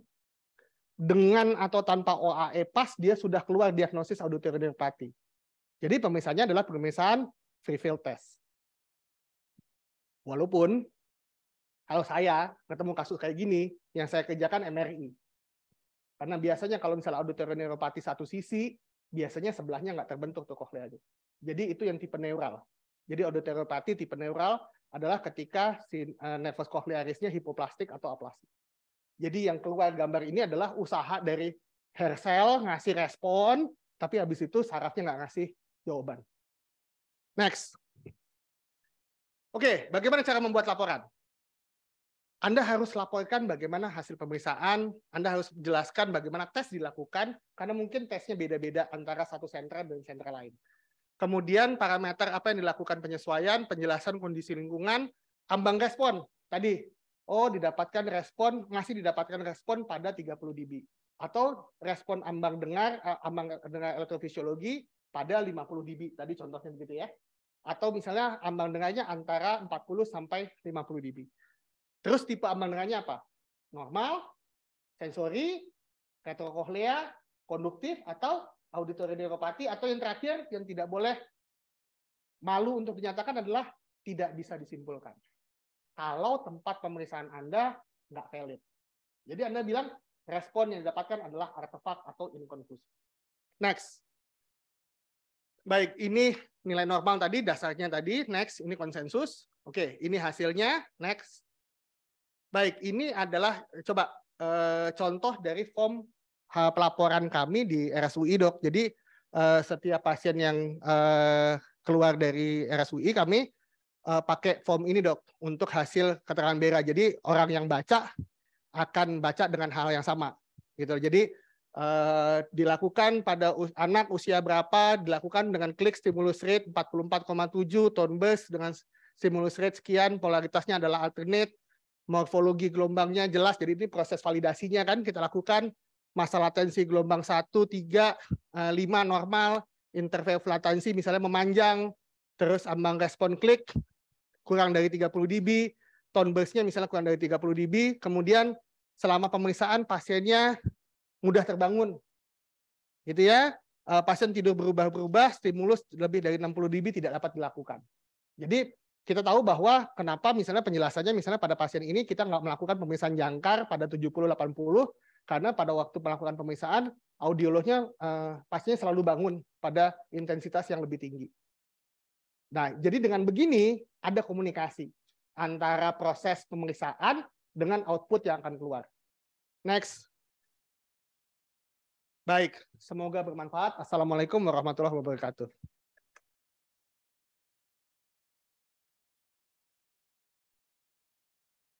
Baiklah, terima kasih Dr. Fikri sudah menyampaikan dengan sangat terang dan jelas bagaimana kita juga harus bicara dengan kedua orang tua pasien. Betul, juga Dok. sudah disampaikan dan itu hal yang sangat penting untuk kedepannya pasien tersebut.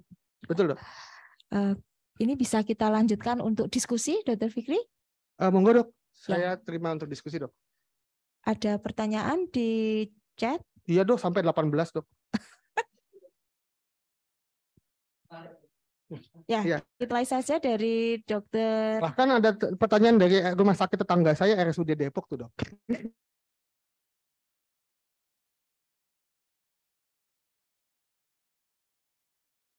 Izin bertanya, apa saja tanda-tanda awal untuk mengetahui bahwa anak atau bayi tersebut mengalami ketulian? Ini sebagai early sign bagi orang tua yang membawa anak ke dokter. Baik. Silahkan langsung, Dokter Fikri. Ya, jadi tadi ada beberapa tanda seorang anak mengalami gangguan pendengaran. Yang paling mudah adalah ketika dia tidak memberikan respon sesuai dengan usianya, Dok. Jadi misalnya pada anak usia 0 sampai 3 bulan itu kita ada refleks startle, kaget kalau misalnya ada suara keras, atau ada refleks suckling, jadi misalnya dia menyusui, ada orang yang dia kenal, proses menyusuinya berhenti. Set, ibunya pasti langsung paham anaknya dengar suara bapaknya. Tapi bapaknya masih sering pulang. Kalau bapaknya jarang pulang, anaknya nggak kenal. Oke, pada usia 6 bulan harusnya seorang anak tahu namanya. Dan paling tidak dia harus tahu perubahan nada ketika ibunya bilang jangan, nggak boleh, dia harus tahu. Nanti usia 1 tahun dia mestinya sudah 6 bulan sampai 9 bulan dia sudah bisa cari sumber bunyinya. Kemudian dia mulai bicara dan umur 2 tahun tuh dia harus sudah ada kata-kata yang jelas menggabungkan lebih dari satu suku kata. Yang repot adalah kadang-kadang orang tua merasa bahwa ini kayaknya anaknya dengar deh. Tapi kok nggak ngomong. Nah, jadi prinsipnya lebih baik mengetahui sejak dini dibandingkan menunda. Kenapa? Karena proses habilitasi sangat dipengaruhi oleh kapan mulai seorang anak dilakukan habilitasi sesuai kebutuhan dia. Demikian, Dok. Penting sekali ya early detection ya, karena Dok, memang betul. untuk mengejar gold period ya, betul, masa Dok. golden periodnya. Sebentar, ini satu lagi dari chat. Ini dari Wonogiri, Puskesmas ya. Ini memang pesertanya sangat antusias ya, tidak hanya dari rumah sakit, tapi juga ada yang dari puskesmas ini, Dr. Fikri. Pertanyaannya adalah pemeriksaan screening pendengaran di FKTP pertama atau di puskesmas, apa yang bisa dilakukan dan kira-kira indikasi apa saja yang baiknya segera dirujuk? Baik, jadi kita mengenal ada faktor-faktor resiko yang menyebabkan seorang anak itu punya resiko tuli kongenital. Antara lain adalah penyakit-penyakit yang terjadi pada masa kehamilan. Contohnya misalnya ada rubella. Gimana tahunya? Biasanya ibunya cuma bilang, dok, waktu hamil 4 bulan kemarin ada demam bercak merah 1 hari hilang. Itu bukan keracunan makan petis, ya. Bukan alergi itu Pak, Bu. Itu kemungkinan rubella. Kenapa? Karena Indonesia kejadian orang tua atau seorang perempuan yang mau menikah sudah dilakukan imunisasi measles dan rubella itu tidak cukup tinggi. Jadi rendah bahkan. Jadi 60% kasus tuli kongenital itu disebabkan karena infeksi intrauterin. Terus yang kedua adalah berat badan bayi rendah. Kemudian ada penyulit-penyulit pada waktu proses kelahiran, misalnya bayi lahir dengan tidak langsung nafas, kemudian dirawat lama di NICU, ada jaundice dan sebagainya. Jadi kalau dengan faktor-faktor resiko tadi, tentu seharusnya screening pendengaran wajib dilakukan. Ya. Dan sesegera mungkin untuk faktor-faktor yang berisiko tinggi. Betul dok, gitu. Dan Indonesia itu negara ternyata posisinya kelima loh dok, dengan berat bayi lahir dengan sangat rendah. Waduh, berarti ini untuk ANC-nya juga perlu ditingkatkan ya? Betul ya dok. Pencegahan ke depannya. Iya, betul dok. Oke, ini ada lagi dokter dari Putri. Ini bertanya kalau pemeriksaan tone burst baiknya dilakukan pada frekuensi 500 Hz saja atau 1000 Hz juga harus dilakukan. Baik. Jadi tadi rumusnya adalah dok bahwa kalau dia normal minimal klik dan 500 dok. Minimal. Kalau dia ada kelainan maka tone burst-nya 500 kemudian diikuti dengan 4 kilo. Jadi ujung nada rendah dan ujung nada tinggi. Kemudian baru turun dok. Dari 4 kilo, kalau dapat respon di 4 kilo, turun 2 kilo, turun 1 kilo. Kenapa? Karena bagi audiolog yang penting dia tahu apakah ini kira-kira ambang dengarnya flat, atau ambang dengarnya ada nada rendahnya masih ada sisa pendengaran, sedangkan nada tingginya sangat berat misalnya begitu. Jadi kalau secara konsensus 500, 4 kilo, 2 kilo, 1 kilo. Jadi 1 kilo itu justru paling terakhir. Kalau nggak cukup waktu nggak apa-apa. Baru melangkah ke klik ya. Enggak, klik dulu dok. Klik jadi dulu, screening selesai. dulu dengan klik. Selesai itu kerjakan 500. tone burst. Baru habis itu kalau misalnya ada waktu baru kerjakan 4, 2, 1. Semoga bayinya belum bangun ya. Nah, betul. Makanya butuhnya adalah ujung depan, ujung nada rendah dan ujung nada tinggi. Jadi kalau minimal dengan klik dan tone burst 500 dia dapat, kira-kira kita sudah dapat tuh perkiraan. Tapi kalau misalnya masih ada waktu, tambahin 4 kilo. Kalau udah keburu bangun ya udah selesai. Jadi kita dapat nada rendah dan nada tingginya. Oke. Ya. Sekarang kita beralih ke yang offline. Mungkin ada yang mau bertanya? Silahkan. Nanti dilanjutkan dengan yang di chat kalau masih ada waktu. Izin dok bertanya dok. Oh iya, silakan. Saya Tarin dok dari stase TT komunitas nih dok. Izin dokter bertanya pada pasien-pasien di ini dok di Muardi banyak dengan dikonsulkan dari bagian anak dengan retardasi mental dan ini dok dan autism gitu. Apakah ada terapi-terapi khusus atau teknik-teknik penanganan khusus pada pasien-pasien dengan kondisi seperti itu, dan juga jika untuk pasien-pasien dengan kondisi seperti itu kan cukup sulit dokter bagian pembiusan dan lain-lainnya. Jika kita memang harus melakukan satu pemeriksaan dok, kira-kira apa duluan dok untuk screening untuk pendengarannya? Itu, dok. Baik, jadi apalagi kalau misalnya usianya sudah di atas 3 tahun gitu ya, makin mumet ya, berat badan di atas 20 kilo gitu ya, dikasih obat nggak tidur-tidur gitu ya. Oke, jadi konsensus kemarin pada waktu kita menyusun PNPKD, kalau gagal 1 kali dengan pemberian obat, maka sebenarnya indikasinya adalah indikasi dikerjakan dengan dokter anestesi deh. Langsung, gitu. Langsung dok. Boleh, ya. Ya, jadi dengan perdatin kemarin dok, konsensusnya begitu dok. Jadi kenapa? Karena sebenarnya dosis maksimum dari kloralhidrat itu kalau kita baca di buku dok, itu cuma 2000 mg 2000 mg total. Jadi kalau misalnya kita pakai dosis 50 sampai 80 mg per kilogram berat badan, itu kira-kira berat badan 22 kg itu sudah, ya atau 30 kg itu sudah nggak bakal dapat respon lagi karena angkanya sebenarnya dosisnya di sana. Jadi kemarin waktu diskusi dengan Perdatin, kesimpulannya adalah dok kalau misalnya satu kali dicoba dengan kloralhidrat atau misalnya dok, kalau saya di Jakarta kombinasi biasanya kloralhidrat 40 menit tidak tidur, tambahkan dengan diazepam. Kalau dengan itu tidak tidur, maka saya akan bicara sama orang tuanya, dosisnya nggak bakal saya naikkan. Gitu. Jadi pilihannya adalah apakah biasanya kita tawarkan dengan dokter anestesi untuk kita kerjakan. Kenapa? Karena semakin lama kita melakukan diagnosis, semakin lama pasien mendapatkan habilitasi yang adekuat. Kalau dia murni hanya autism atau global delay development, artinya pendengarannya normal ya, artinya nggak ada masalah sebenarnya. Tapi kalau misalnya dia yang tipe campuran seperti tadi yang kita dapatkan, kan susah ya. Gitu. Jadi banyak juga kasus-kasus yang dengan global delay development akhirnya hanya mementingkan proses terapi motoriknya, pendengarannya lupa.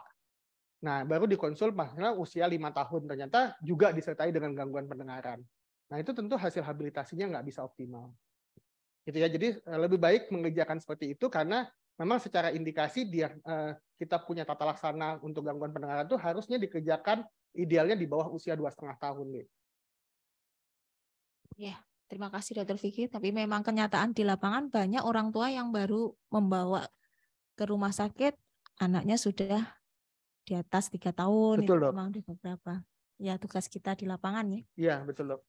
Oke, selanjutnya offline ada lagi?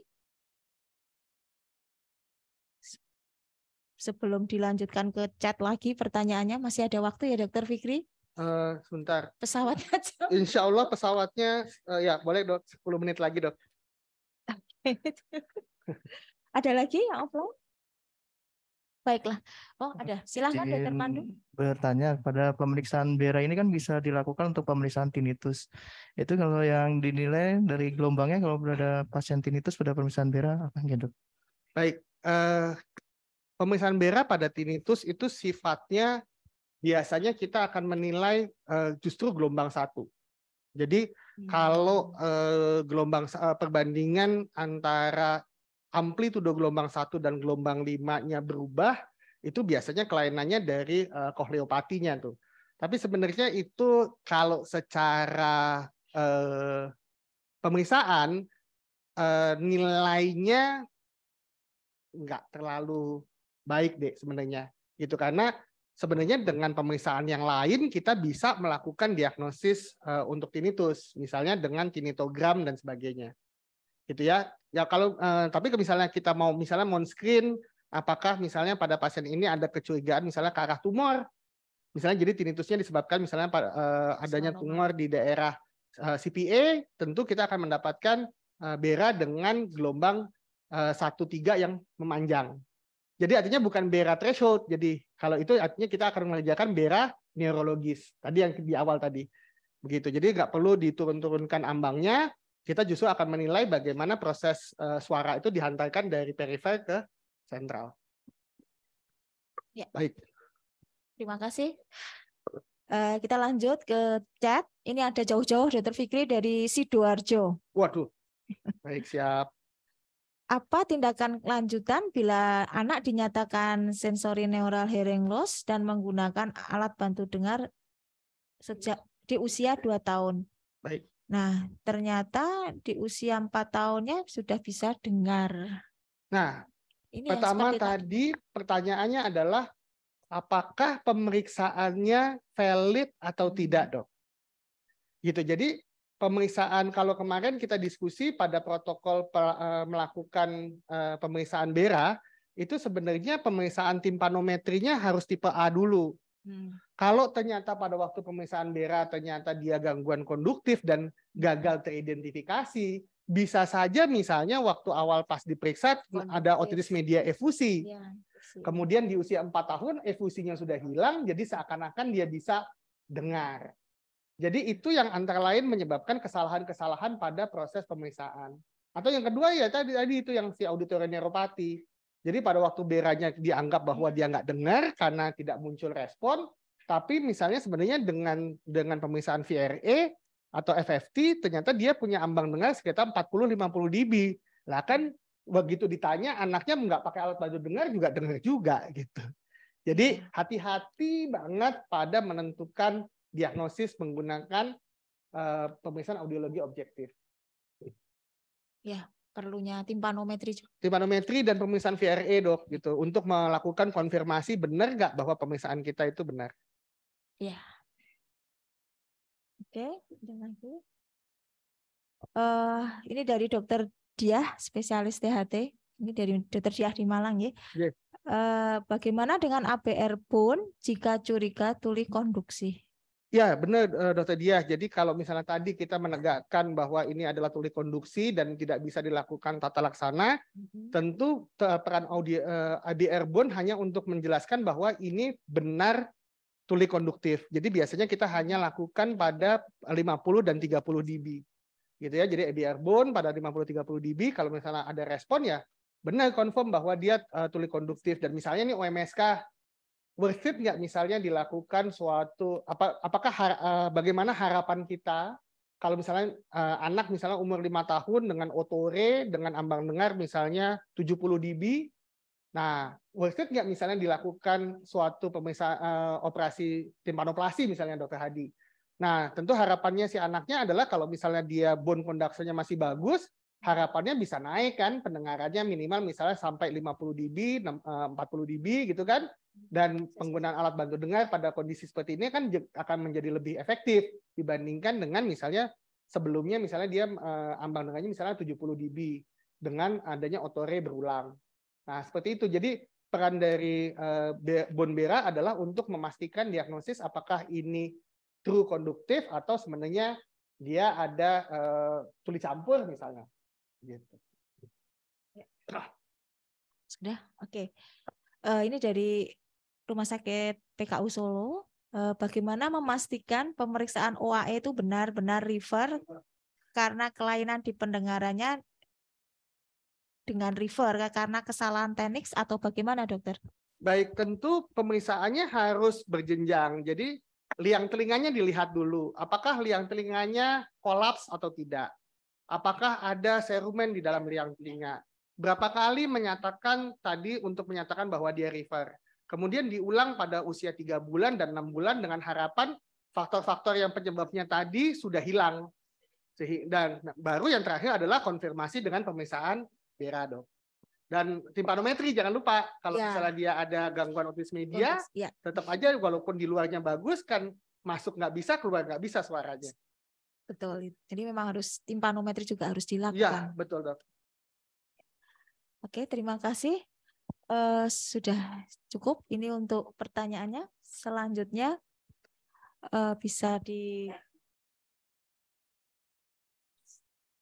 kesimpulannya. Jadi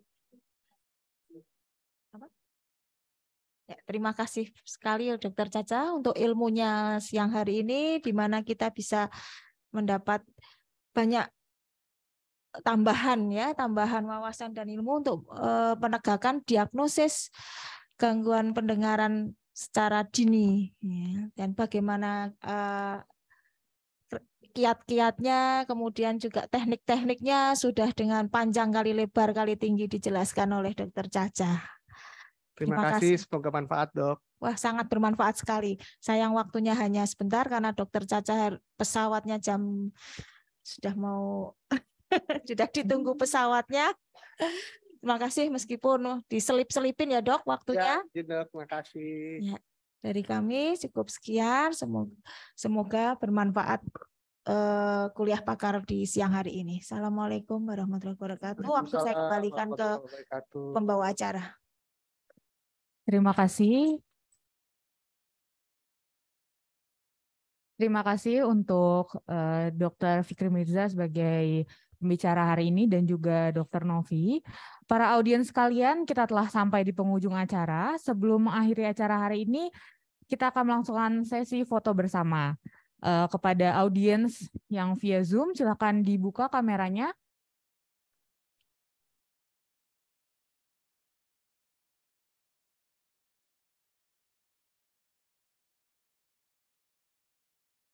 Saya hitung ya.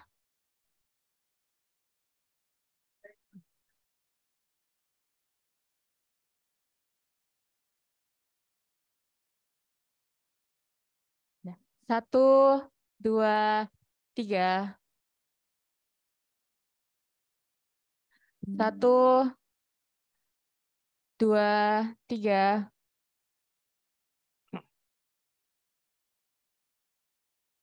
Satu, dua, tiga.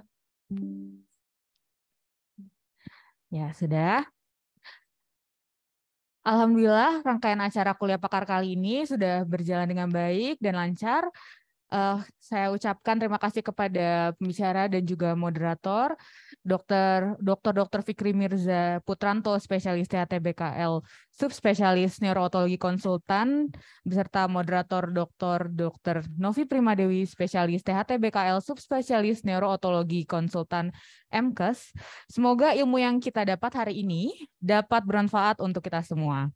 Akhir kata, kami tutup acara kuliah pakar hari ini. Saya dan segenap panitia yang bertugas undur diri, semoga ilmu yang kita dapatkan bisa berguna ke depannya. Berjumpa kembali dalam acara kuliah pakar di lain waktu. Tetap semangat dalam mencari ilmu dan terus berkarya. Makan pecel pakai teri. Jangan lupa degannya. Terima kasih atas ilmu yang diberi. Sampai jumpa di kuliah pakar selanjutnya. Wassalamualaikum warahmatullahi wabarakatuh.